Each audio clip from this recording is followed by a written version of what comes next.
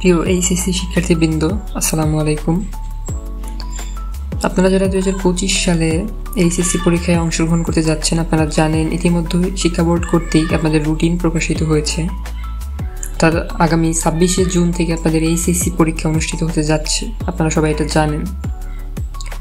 এবং সেই সাথে শিক্ষা বোর্ড কর্তৃক আপনাদের ফর্ম পূরণের একটি তারিখ প্রকাশ করা হয়েছে এবং এখানে বলা হয়েছে এইচএসসির ফর্ম পূরণ শুরু 2 মার্চ থেকে। তো চলুন দেখে আসি শিক্ষা বোর্ড কর্তৃক প্রকাশিত যে ফর্ম পূরণের ডেট সে সম্বন্ধে বিস্তারিত দেখে আসি।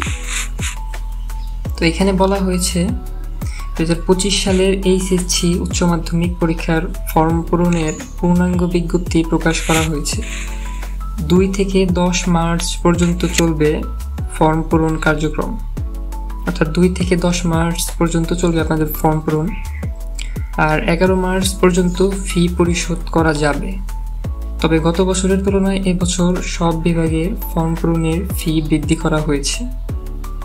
ঢাকা মাধ্যমিক ও উচ্চ মাধ্যমিক শিক্ষা বোর্ড এক বিজ্ঞপ্তিতে বলা হয়েছে, উপরোক্ত সময়ের পর বিলম্ব ফি সহ 12 থেকে 17 মার্চ পর্যন্ত অনলাইনে ফর্ম পূরণ করা যাবে। অর্থাৎ আপনাদের যে 2 থেকে 10 মার্চ পর্যন্ত সময় ঘোষণা করা হয়েছে, আপনারা যদি এর মধ্যে কোনো কারণে পরিশোধ করতে না পারেন ফি, তাহলে তারপরে আপনাদেরকে পরিশোধ করতে হলে আপনাদেরকে বিলম্ব ফি সহ 12 থেকে 17 মার্চ পর্যন্ত অনলাইনে ফর্ম পূরণ করা যাবে। ফি জমা দেওয়া যাবে 18 মার্চ পর্যন্ত। অর্থাৎ আপনারা যদি 2 থেকে 10 তারিখের মধ্যে, অর্থাৎ 2 থেকে 10 মার্চের মধ্যে পরিশোধ করতে না পারেন, তো সেই ক্ষেত্রে আপনারা 12 থেকে 17 মার্চে অনলাইনে ফর্ম পূরণ করা যাবে। তো সেই ক্ষেত্রে আপনাদেরকে বিলম্ব ফি সহ, জরিমানা সহ আপনাদেরকে ফর্ম পূরণ করতে হবে। আর ফি জমা দেওয়া যাবে 18 মার্চ পর্যন্ত, বিলম্ব ফি সহ।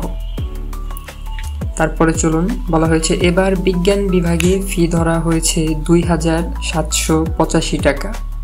গত বছর বিজ্ঞানের পরীক্ষার্থীদের সর্বোচ্চ ফি ছিল 2680 টাকা। ফর্ম পূরণ ফি এবার বেড়েছে, অর্থাৎ বিজ্ঞান বিভাগের জন্য গত বছরের তুলনায় এবছর বেড়েছে 105 টাকা। ব্যবসায় ও মানবিক বিভাগের ফি 2225 টাকা। গত বছর এই 2 বিভাগের ফি ছিল 2120 টাকা, অর্থাৎ এখানেও অল্প কিছু পরিমাণ ফি বেড়েছে। তারপরে চলুন, বলা হয়েছে এর আগে নির্বাচনী পরীক্ষা টেস্ট, আপনাদের যে কলেজে টেস্ট পরীক্ষা হয়, এর আগে বলা হয়েছিল এটা যে এর আগে নির্বাচনী পরীক্ষা টেস্ট গ্রহণ শেষে 27শে ফেব্রুয়ারির মধ্যে ফল প্রকাশ করতে হবে।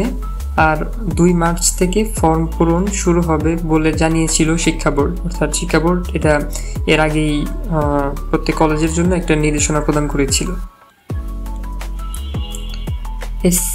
এসএসসি ও এইচএসসিতে প্রতিটি বিষয় বা পত্রের পরীক্ষা হয় 3 ঘন্টা, এটা আপনারা সবাই জানেন।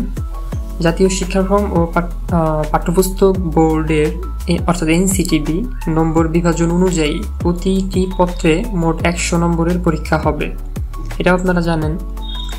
বাংলা, অর্থনীতি, হিসাব বিজ্ঞান বা ইসলামের ইতিহাসের মধ্যে তত্ত্বীয় বিষয়গুলোতে প্রতিটি পত্রে 30 নম্বরের বহু নির্বাচনী অর্থাৎ এমসিকিউ ও 70 নম্বরের সৃজনশীল প্রশ্ন হবে, এটাও আপনারা জানেন।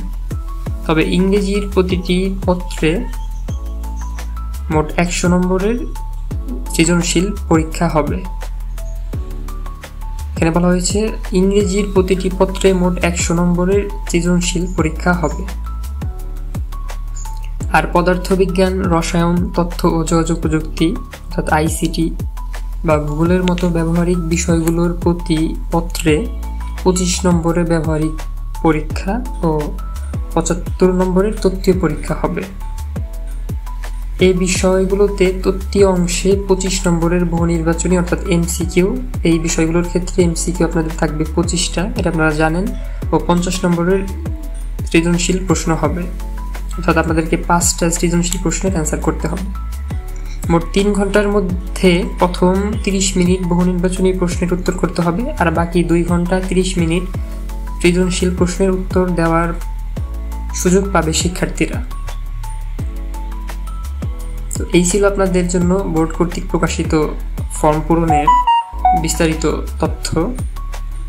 আর পরীক্ষা সম্বন্ধে আপনারা আরও গুরুত্বপূর্ণ আপডেট পেতে আমাদের চ্যানেলটি সাবস্ক্রাইব করে আমাদের সাথেই থাকুন। ধন্যবাদ সবাইকে।